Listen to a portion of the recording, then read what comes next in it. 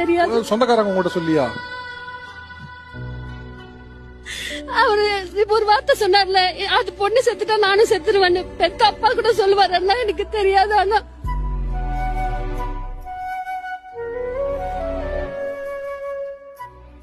உண்மையாவா சார்? ஆமா சார். ஆனா அது எப்படி தெரியும் தெரியாது சார். நான் காமிச்சிக்கல சார், இத்தனை வருஷமா தெரிஞ்சதை நான் காமிச்சிக்கல அவர்கிட்ட. காமிச்சா உடஞ்சு போயிருவாரு. ஆனா இந்த இடத்துல நான் சொல்லியே ஆகணும்.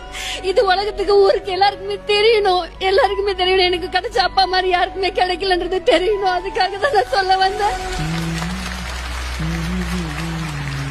பெத்த பொண்ண கூட இந்த காலத்துல யாரும் அப்படி பாத்துக்க மாட்டாங்க சார். நான் பார்த்த வரைக்கும் எங்க அப்பா மாதிரி உலகத்துல அப்பாவே நான் பார்த்தது இல்ல சார் இது வரைக்கும்.